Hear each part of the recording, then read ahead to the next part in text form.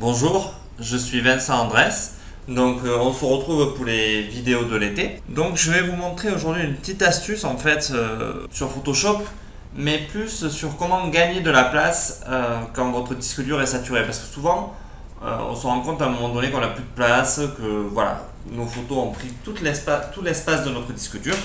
Alors il y a une méthode assez simple pour en regagner rapidement.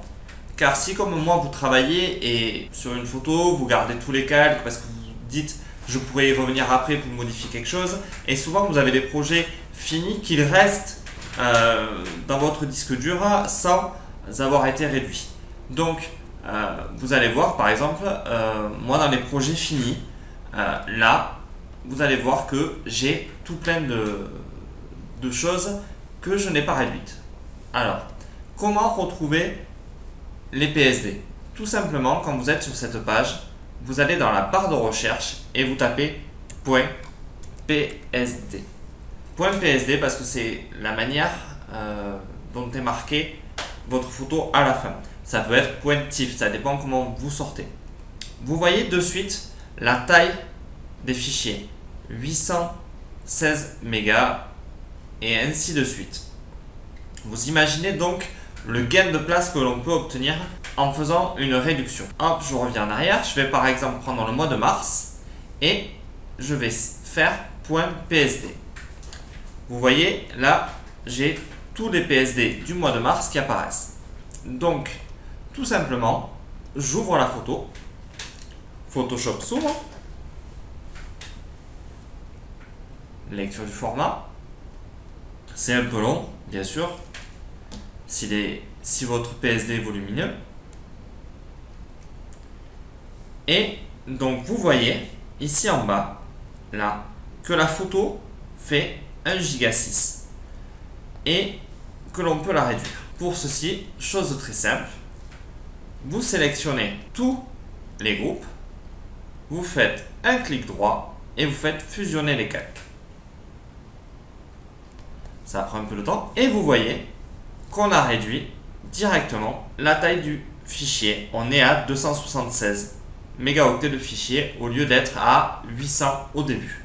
Et vous enregistrez et vous avez déjà gagné 600 mégaoctets d'espace. Donc vous voyez que ça peut être quelque chose qui vous permet de gagner beaucoup d'espace. Voilà, elle est enregistrée. Hop, celle-ci, vous voyez, le sans titre 42. Si j'actualise le dossier en faisant F5, vous voyez qu'elle a considérablement réduit. Donc maintenant, vous allez me dire, oui, mais si je dois faire fichier par fichier, ça peut prendre beaucoup de temps. Oui, c'est vrai, ça prend quand même beaucoup de temps. Mais par exemple, vous pouvez sélectionner, on va dire, tous les fichiers. Moi, je vais en sélectionner que 5 pour vous montrer. Donc vous faites une sélection, vous faites Entrée. Et là, vous allez voir Photoshop va ouvrir toutes les photos. Et vous allez pouvoir faire les choses photo par photo et fermer Photoshop pour pouvoir tout enregistrer d'un pet. Ce qui vous évite plusieurs manœuvres. On réduit les manœuvres, donc on gagne du temps. On va laisser Photoshop ouvrir toutes les photos. Donc voilà, nous avons ouvert 2 photos. Faut pas que ça prenne trop de temps. Donc on peut toutes les réduire. On resélectionne tous les calques et on fait fusionner. Comme ça, vous gardez toujours votre travail de départ et votre travail là où vous êtes arrêté, tout en réduisant énormément l'espace. Ou sinon, pour encore gagner plus d'espace, vous pouvez cliquer sur la photo et faire aplatir.